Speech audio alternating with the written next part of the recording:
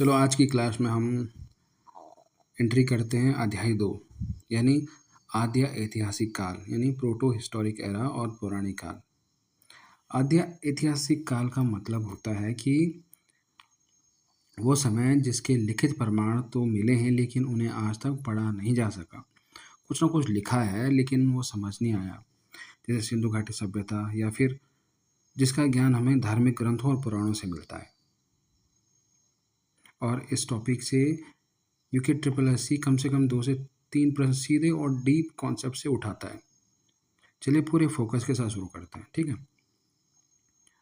उत्तराखंड का प्रथम लिखित उल्लेख हमें भारत के सबसे प्राचीन ग्रंथ ऋग्वेद से मिलता है, ठीक है। यहाँ से हमारी कहानी शुरू होती है।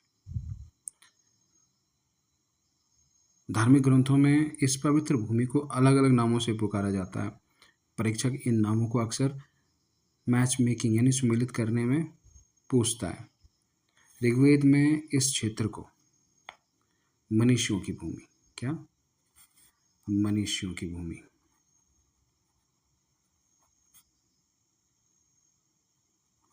मनुष्यों की भूमि कहा गया है। किसको? उत्तराखंड को।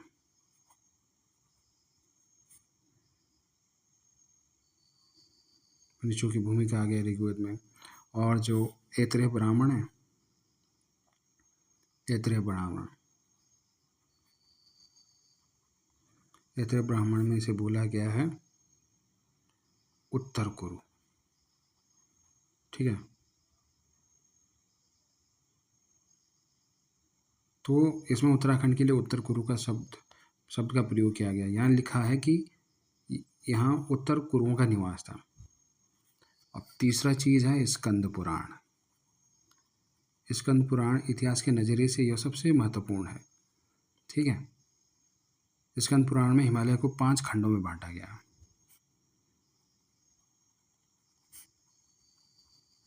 हिमालय को 5 खंडों में बांटा गया है।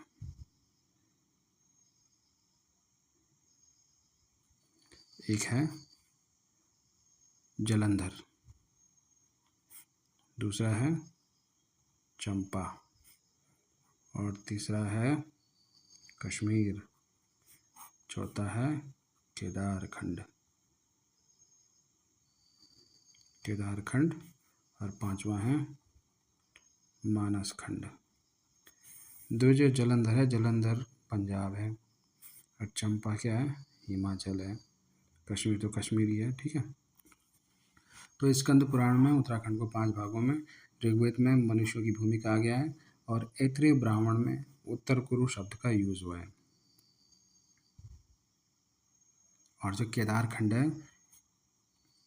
गढ़वाल को बोला गया है केदारखंड, और मानसखंड बोला गया है कुमाऊं को। समझ में आई बात?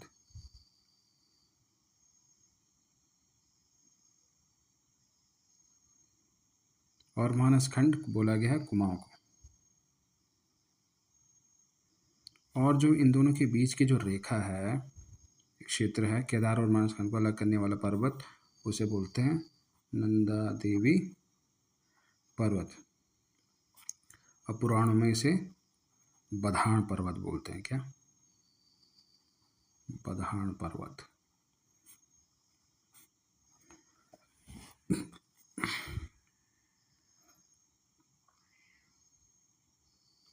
अब इसमें भारत का पैरेलल लिंक क्या है? जब हम वेदों और ब्राह्मण ग्रंथों में उत्तराखंड का नाम पढ़ते हैं तो हमें भारतीय इतिहास के इन तथ्यों को समांतर याद रखना चाहिए। वेदों की संख्या और प्रकार। वेद होते हैं 4 प्रकार के, ठीक है। ऋग्वेद, सामवेद, यजुर्वेद एंड अथर्ववेद भारत के पुस्तक में। और सबसे प्राचीन है ये, सबसे प्राचीन, लगभग 1500 से 1000 ईसा पूर्व। और इसी ऋग्वेद में भारत को कहा गया सप्त सैंधव प्रदेश, सप्त सैंधव प्रदेश बोला गया,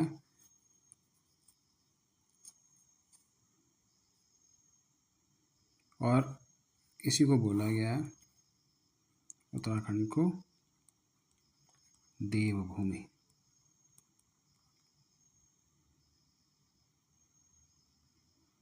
और इसके बाद आते हैं महाजनपद काल और उत्तर कुरु।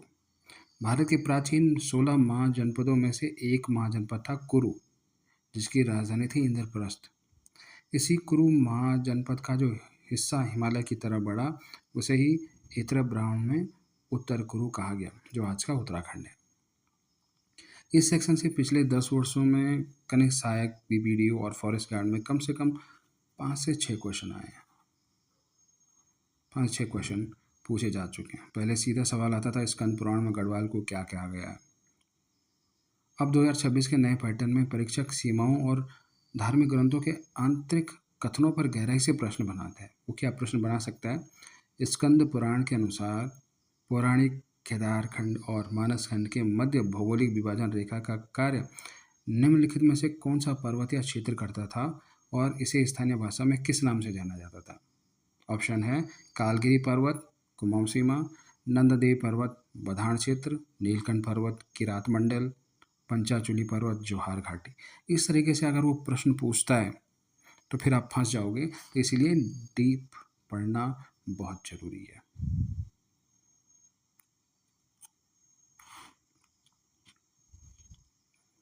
अब आते हैं, अब हम समझेंगे कि केदारखंड गढ़वाल कैसे बना और मानसखंड कुमाऊं कैसे बना।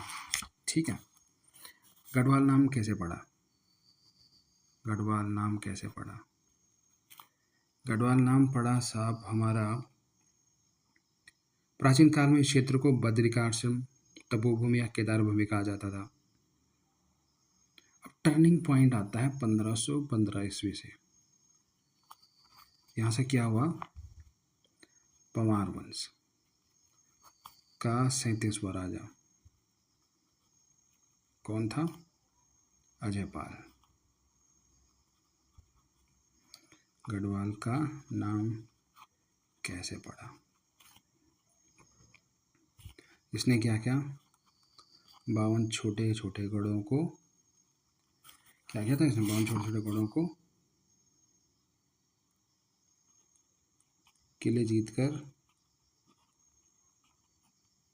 एक सूत्र में बांधा।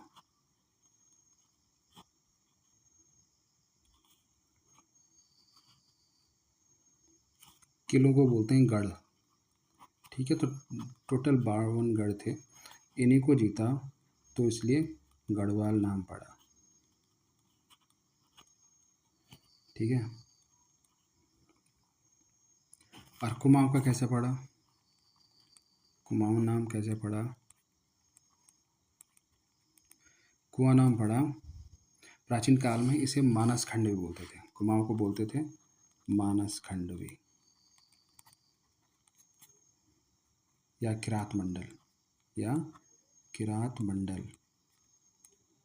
पौराणिक कथा चंपावत में एक माना जाता है कि चंपावत में एक पर्वत जिसका नाम था कांतेश्वर। मान्यता कहाँ था ये? चंपावत में। चंपावत में कांतेश्वर पर्वत था। यहाँ भगवान विष्णु का कूर्मावतार विष्णु का। इस कूर्मावतार के कारण इस पर्वत का नाम कूर्मांचल पड़ा।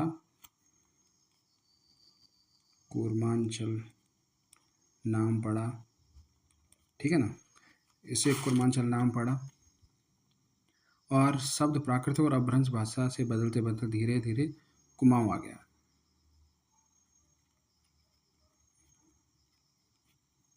फिर कुमाऊं पड़ा। अब इस चीज़ से भारत से कैसे लिंक करेंगे?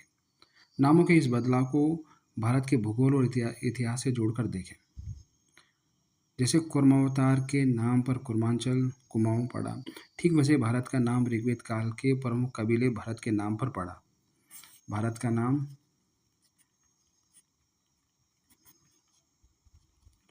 भरत के नाम से, भरत के नाम पर पढ़ा।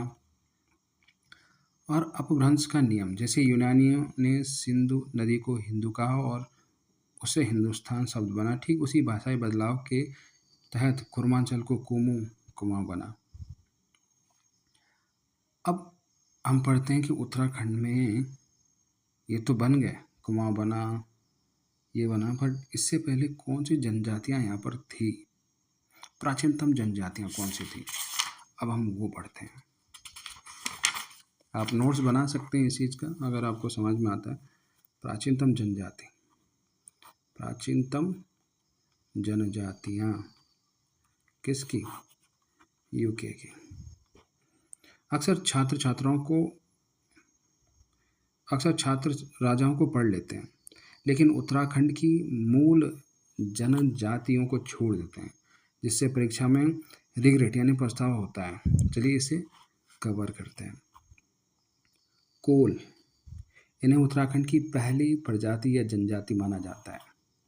क्या कोल फर्स्ट जनजाति कौन थी, कोल, जिसे प्रजाति या जनजाति माना जाता है। साहित्यिक ग्रंथों में इसे मुंड या शबर भी कहा गया, मुंड या शबर। ये लोग प्रकृति और लिंग की पूजा करते थे, प्रकृति व लिंग की। उसके बाद आते हैं किरात। कोलों के बाद उत्तराखंड में किरातों का आगमन हुआ। उन्होंने कोलों को युद्ध में हराया। किरातों को प्राचीन ग्रंथों में किन्नर या किरात कहा गया है। कालिदास के महाकाव्य कुमार संभवम में भी किरातों का वर्णन है। महाभारत के वर्ण पर्व के अनुसार भगवान शिव ने किरात का वेश धारण करके ही अर्जुन से युद्ध किया था। यह बिल्लू केदार श्रीनगर के पास है। ये बिल्लव केदार का है, श्रीनगर के पास। उसके बाद आते हैं खस। किरातों के बाद खस जनजाति आई। ये बहुत शक्तिशाली थे और 1885 में ब्रिटिश गेजेटियर के अनुसार खसों को बौद्ध धर्म का प्रचारक भी माना जाता है। खसों में 2 सामाजिक कुप्रथाएं प्रसिद्ध थी जो परीक्षा में पूछी जाती थी। झंटेला प्रथा, 2 कुप्रथाएं, 2 कुप्रथाएं थी। कौन कौन सी, एक थी झंटेला प्रथा और एक थी टिकवा प्रथा। झंटेला प्रथा, इसमें क्या होता था, यदि कोई खस महिला किसी अन्य पुरुष से विवाह करती तो उसके पूर्व पति से उत्पन्न पुत्र को झंटेला कहा जाता है। ठीक है, ये आप लिख सकते हैं। और टिकवा प्रथा थी, यदि कोई विधवा महिला किसी अन्य पुरुष को अपने घर में रख लेती है बिना औपचारिक विवाह के तो उस पुरुष को टिकवा कहा जाता है। अब एग्जामिनर क्या पूछता है, खस और किरात जनजातियों से पिछले एग्जाम में 3 से 4 बार प्रश्न आ चुके हैं। विशेषकर झंटेला और टिकवा प्रथा पर सीधे प्रश्न पूछे गए हैं और 2026 के नए पैटर्न में परीक्षक इन जनजातियों के धार्मिक और सामाजिक जीवन को राष्ट्रीय इतिहास से जोड़कर पूछेगा। परीक्षक क्या पूछेगा, उत्तराखंड की प्राचीन प्रजाति खस के संदर्भ में निम्नलिखित सामाजिक प्रथाओं पर विचार कीजिए। टिकवा प्रथा के तहत एक विधवा महिला द्वारा किसी पुरुष को अपने घर में रखने का अधिकार था। यह दूसरा ऑप्शन है। महाभारत के वन पर्व में खस प्रजाति का उल्लेख मिलता है जहाँ इन्होंने कौरवों की ओर से युद्ध लड़ा। तीसरा ऑप्शन है, खसों के समय में ही घर जमाई रखने की प्रथा का व्यापक प्रचलन था। इस तरीके के प्रश्न पूछ सकता है।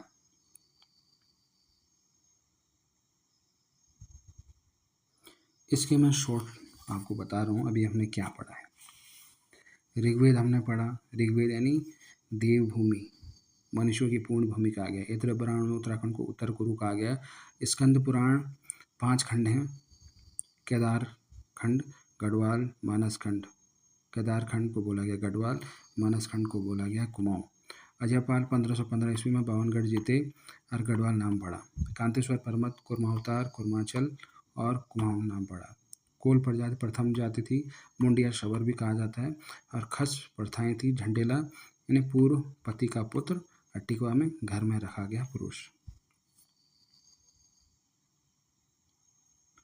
Thank you so much.